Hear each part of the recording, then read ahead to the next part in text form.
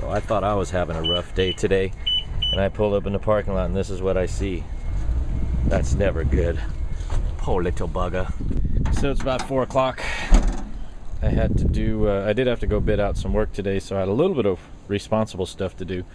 But I went by Air Gas and picked up an 80 cubic foot tank of argon.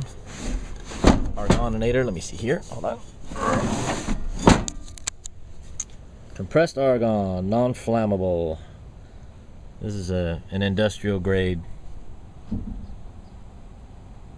85 square cubic feet argon.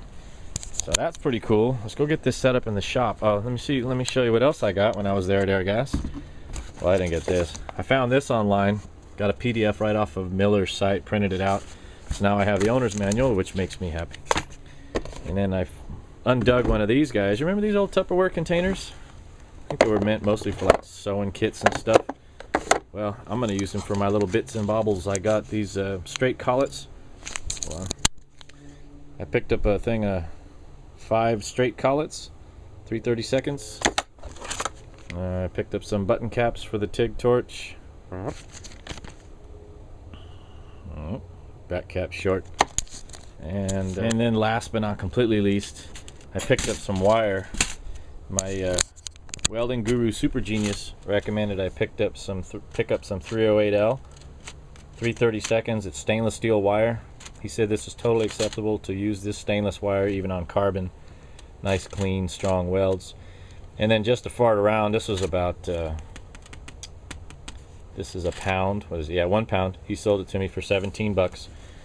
And then this stuff here, ER70S2, 3/32, a pound. This was $6.80 for a pound of this. This is meant just for carbon, which will be fine. That way I can practice on some crappy scrap steel and not spend the or use the expensive stuff. So let's put it together in the shop and let's see what we can do. All right, so I've got my setup set up. I think. Let's make sure we got everything done here. I set my torch up. I set the tip, 3/32 tip, using a number 6 cup, about a 1/4 inch past the lip. I think that's right. I did buy the short caps, the little button caps, but I haven't cut down the rods yet, so I'm going to use the long one since this rod sticks way past. So that's good. I was able to get my goodies in my little Tupperware stitching box here, including the owner manual, although I just haven't figured out. I'm not keeping the owner's manual in there. I just need to house it somewhere, and I've got my tungsten. And as I start collecting more cups and different collets or collet bodies and stuff, and little butt caps, it's cute, I'll have this all filled up. But for now, it's perfect. And here's what I'm going to weld. This is a chunk of steel. This chunk of steel came out of my grandfather's garage, and it's probably, oh shoot, I don't know. I remember beating on this thing when I was a kid, so it's, 35, 40 years old at least. We were little, we used to beat on this thing. It weighs 85 pounds, 2 inches thick, 13 1/4 inches across, weighs about 85 pounds. I'm going to use this as kind of a little hobby welding table. Ultimately, I'd like to get a piece of maybe some quarter steel to be able to set on top of here and use that entire thing as a welding table. But for now, I'll use what I have. So I have this. You see I've cleaned the spot here. And I'm going to use this little piece of steel dowel. I'm going to weld it on the side for my ground clamp, just for sheets and giggles. I'm probably doing this wrong. Anyone? Anyone?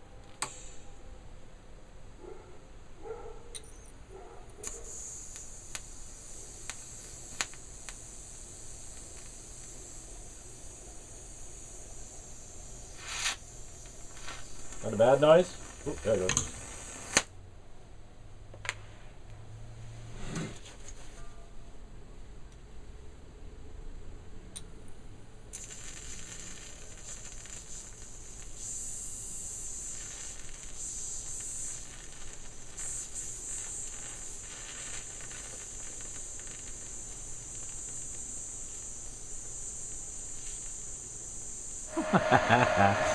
There it is.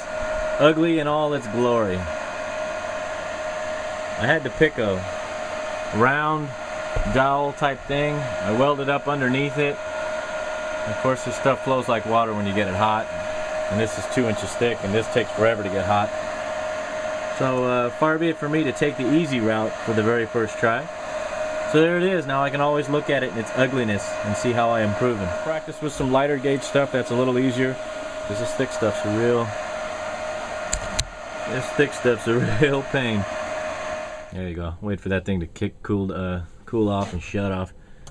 So we got some issues. I undercut it there a little bit, and there's a couple cold lap areas.